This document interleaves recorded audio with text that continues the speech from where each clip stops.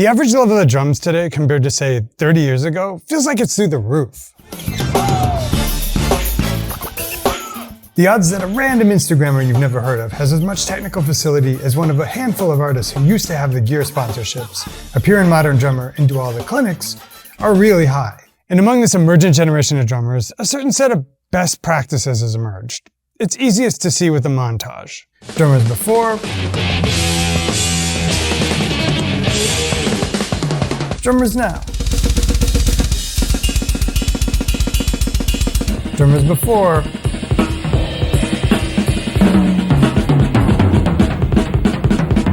drummers now.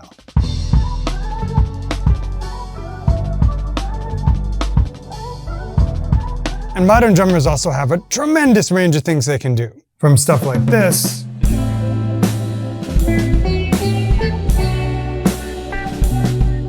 to jazz.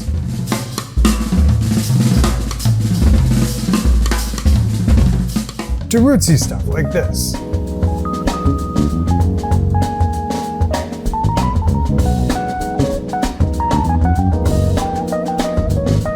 But most good players can do the thing.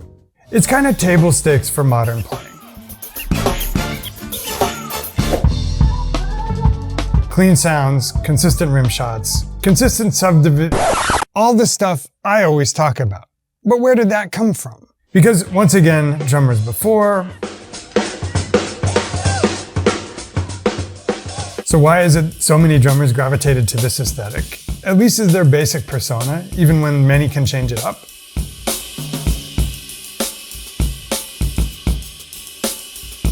Lemonade, people call me the 80-20 drummer, and today we're gonna investigate. And the answer may surprise you. Ooh. Just kidding. I wouldn't dream of clickbaiting. This will be completely anodyne, down the middle, free of sensationalism. Stay tuned.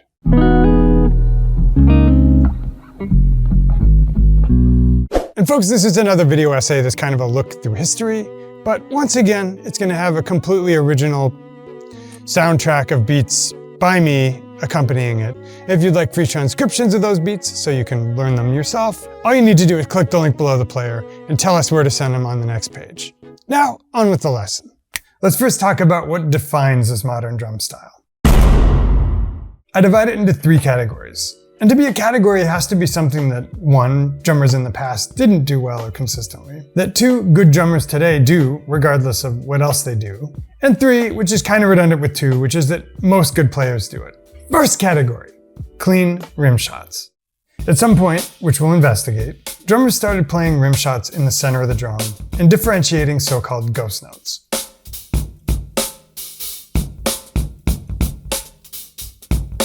Instead of an intermittent effect or a dirty rim shot sound, they started playing rim shots like a trigger effect. Consistent, clean, reproducible. I remember a drums only recording of Questlove from back in the day, when he's just hitting the rim shots on the money again and again.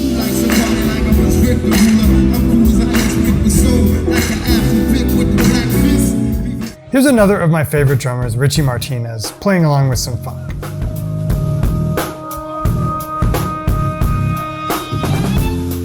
Disclaimer, to show you not everybody does this all the time, here's Tayron Lockett playing in a more retro feel, with head strokes instead of rim shots.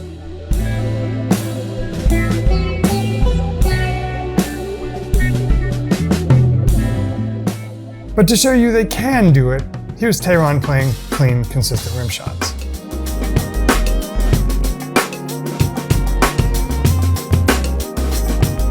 Jazz, you ask? Here's Marcus Gilmore playing something eclectic, analog, human, with feeling. And also, here he is hitting consistent, clean rim shots.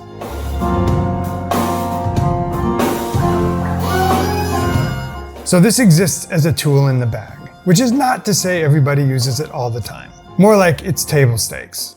Second category, quantized subdivisions. Here's one of my favorite drummers, Raghav Mehrotra, playing in and out of time with some great human wabi-sabi. Now, here he is playing on the money with some really precise subdivisions.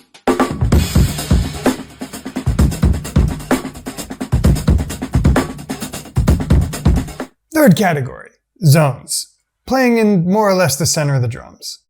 Really, sound consistency.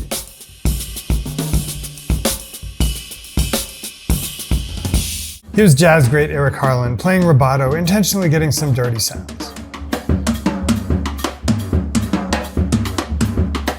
Now, here he is, clean as a whistle.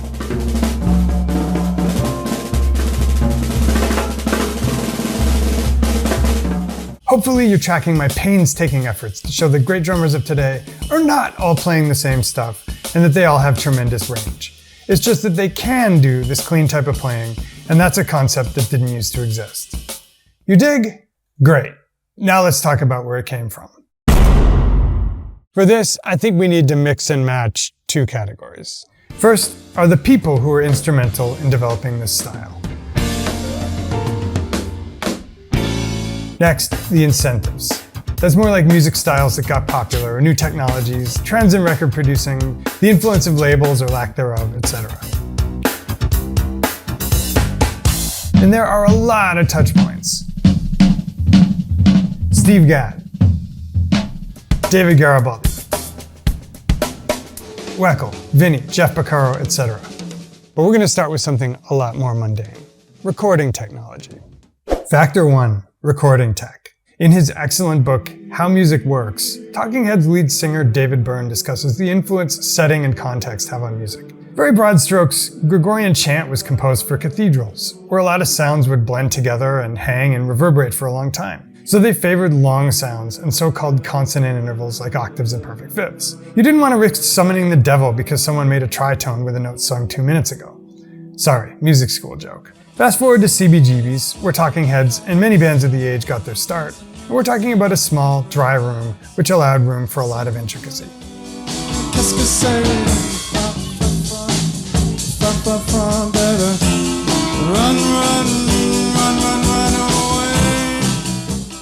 Obvious disclaimer. Many other factors played a role, but Byrne's point is, in a vacuum, the setting where music is played exerts an effect on the type of music you play.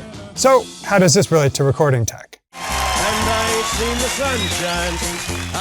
Think about recordings for the 1940s and 50s, and the drum sounds we're used to. And time keeps dragging on.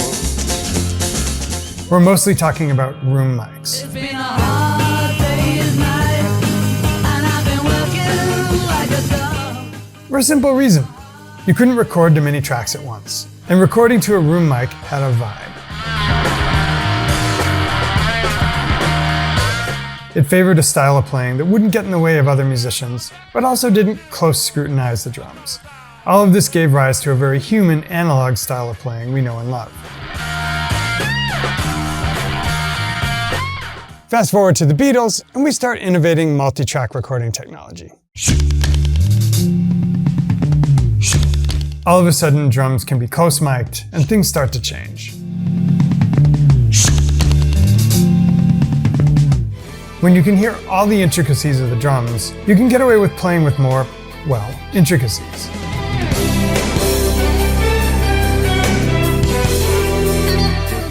As multi-track got better and better, it also did something else.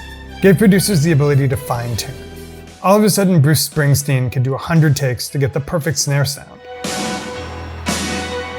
And this put drummers under a microscope they hadn't been before. Still with me? Big disclaimer. I'm not a music historian. I pieced together this narrative from asking a ton of people, many of them other drummers who know the history better than I do, and some recording engineers, but this will doubtless have holes. If there's anything big I'm missing, leave a polite comment below. Now, let's switch gears to some human factors. Factor 2, the studio drummer. One recording engineer put it to me like this. Specifically for drummers, and I've seen this 1,000 times, a drummer who may sound great live definitely doesn't seem as talented when you get them in the studio, where you can hear all of the detail of their playing. And this increasingly led to a class of hired guns, drummers who could cope with the greater detail of close miking and multi-track recording. The studio drummer. Porcaro, Gadd, Keltner, Steve Jordan, Kenny Aronoff. Rather than join bands for life, drummers like these were freelance and had a very specific set of skills, playing exactly what the producer wanted, consistently. What do we think of when we think of the modern drum aesthetic? Consistency, right? Same interoperable rim shot, consistent volume of kick notes. There's something else to note here. In the late 70s, early 80s, you had increasing demand for perfection, before the tech existed to smooth out the wabi-sabi of human drumming or to replace it. Hence, you had human drummers who rose to the task. But that was already starting to change. In 1979, a humble device called the Wendell drum machine debuted on Steely Dan's record Gaucho. Donald Fagen and Walter Becker, who were already favoring human drummers like Bernard Purdie and Jeff Porcaro, who could play consistently and perfectly in scare quotes, sought a non-human solution. According to my research, you can hear the Wendell playing a basic beat on the song Hey 19, where drummer Rick Marotta added the fills. And we all know what happened next. Factor 3. Drum machines. If multi-track recording, close miking, and the rise of perfectionism in record production created pressures on human drummers to satisfy the producers, the rise of drum machines created competition. We can all think of a laundry list of famous records from the early 1980s in which the primary drums were provided by drum machine. And ever since then, there's been anxiety among musicians that non-human machines will take our jobs. This is purely speculation on my part, but I think drum machines changed things in 3 big ways. First, obviously, there was the adapt or die thing. If you're worried about losing your job to a machine, you've got a big incentive to do what the machine does just as well. Next, there was the evolution in the expectations of the listening public. If you were in high school in the 1960s, you thought this was a drum beat. And time keeps dragging on. If you were in high school in the 1980s, you thought this was a drum beat. Finally, you had a generation of drummers coming up, and this leads to my next reason. Factor 4. The rise of the music education industrial complex. Part of this is going to be vibes and anecdote because exact figures are hard to come by. In the mid to late 1980s, you started seeing Tony Williams on Zildjian posters. You started seeing Yamaha brochures that featured Tommy Aldridge and Matt Sorum. And everybody in my milieu started talking about Berkeley and North Texas. Around the same time, VHS technology came online, and you had music stores selling tapes of the Buddy Rich Memorial Concert. Drummers famous for their band or recording accolades started doing drum clinics sponsored by drum and cymbal manufacturers. And more of those artists started releasing videos. Dennis Chambers, Serious Moves, Jeff Porcaro, Peter Erskine, etc. I have to imagine that this coincided with gear companies discovering the hobbyist market, TV advertising coming into its own as cable TV provided more channels, baby boomers aging into financial security and looking for that Gibson they saw their musical heroes play a decade before. And I don't know why, but I have a soundtrack of Ronald Reagan behind the whole thing. This is vibes based, but I'm probably not wrong. So you get the drum education in the gear industrial complex, and what does that give you? The rise of drum virtuosos as genuine niche celebrities. Vinny, Weckl, Gadd, Chambers. Now you've got kids growing up not just idolizing bands, nor even drummers of bands, as they would Keith Moon or Bonham a generation before. They're idolizing drummers per se. So let's review. Recording tech and the drum machine select for a generation of humans who can play drums with perfection. The most flamboyant of that generation age into the 20s and 30s just as a golden age of music instrument selling commercialism and all its associated media come online. So their influence is distributed to millions. And studio drummer becomes seen as a viable career. And universities like Berkeley and North Texas are only too pleased to serve the niche of Gen Xers and later millennials who want a port of entry into that career. And remember, everybody's been listening to a decade of drum machine influenced music. What's that produce? Perfection and standardization. Let's turn to people again for a minute. This is one of the drum stars whose DVD? Now it was DVDs. Had an outsized influence. David Garibaldi of Tower of Power. And what do we see? Clean, consistent rim shots with a big contrast in volume between those tap or ghost strokes. Quantized playing. Clean sounds. Dave Weckl DVD, same thing.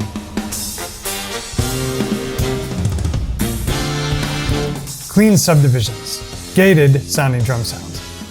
So we've already come a long way, but there are still 2 chapters left because stuff is going to start to get even more extreme. Factor 5, the Josh Freese Effect. Again and again in my research, the idea of the Josh Freese Effect kept coming up. Basically, it was this. By the early 2000s, computer tech like Pro Tools is more fully online, which coincides with the desire on the part of the record companies to mass produce music. This is a Pandora's box. And I'm sure things like Napster and later iTunes and the commodification of singles had a lot to do with it.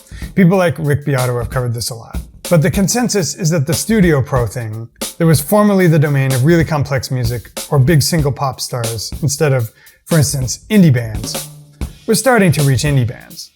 And Josh Freese, here on Rick Beato's channel, talks of the many times producers called him to speed projects along when the band's native drummers weren't learning parts quickly enough. Or, as my engineer friend put it, sounding super great under close mic scrutiny. And the drum doctors, my cartridge company, is pushing these road cases in the back of the studio that say my name all over them. And the drummer goes, "What's going on in here?" He goes, "Oh, Josh Freese is playing drums for so-and-so." It's like, oh, man. Parallel to this, you had a generation of church drummers checking out every nook and cranny of Dave Weckel's DVD. Not only were drummers learning these methods, they were shedding them in friendly competition night after night and learning from each other. All of that took the aesthetic of the 80s and 90s studio drummers, multiplied it into the public learning drums, and put it in a kiln to forge it into something stronger. Somebody once came up with a word for it. A word many of those church drummers weren't so crazy about. I wonder what it was.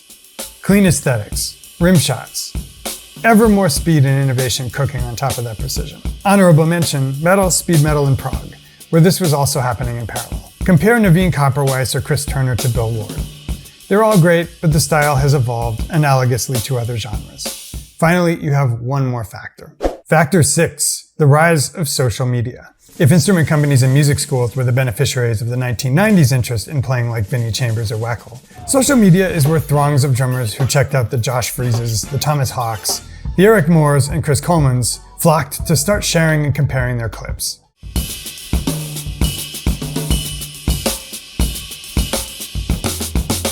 And instrument companies realized they could make money by sponsoring these kids.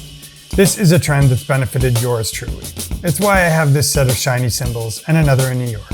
And they started getting tours and money. And that's the exact trend I unpack in this video, which went minorly viral last month. So you've got all the ingredients. Standard bearers setting the standards for best practice. Can you play it as clean as Thomas Pridgeon? A ton of interest from up-and-comers. And a platform where you better be good to get recognized. All of which leads to this.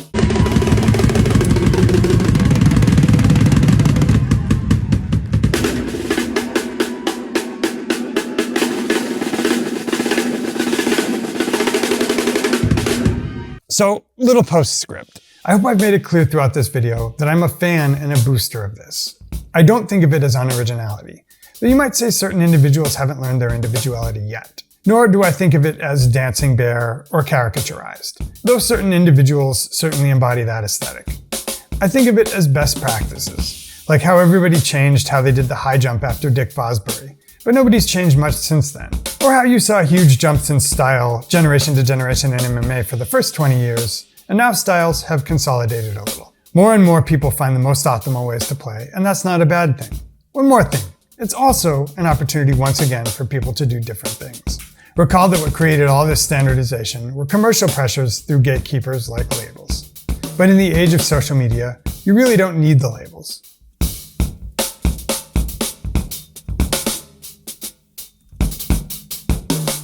So let's check out a couple hugely successful counterexamples that would not exist were it not for social media. Wolfpack.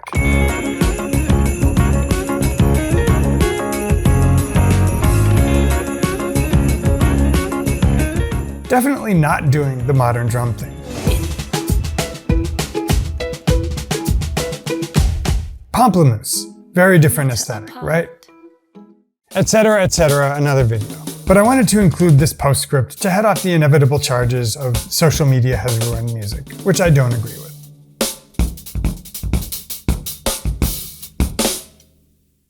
And that's how you get the gig.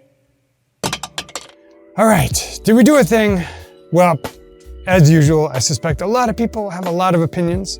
And if you do, just leave a polite comment below the video. Also, a quick reminder that if you'd like a free transcription of all the beats I play on the drums to accompany this video, you have but to click the link below the player and tell us where to send it on the next page. Dudes, it's been real. Always enjoy these. See you again real soon in another lesson of the week.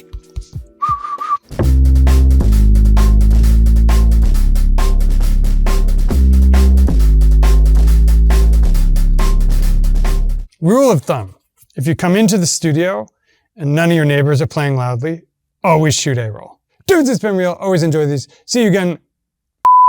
Dudes, it's been real. Always enjoy. Dudes, it's been real. Always enjoy these. See you again real soon. Dudes, it's been real. Always enjoy these. See you again real soon in another lesson of the week.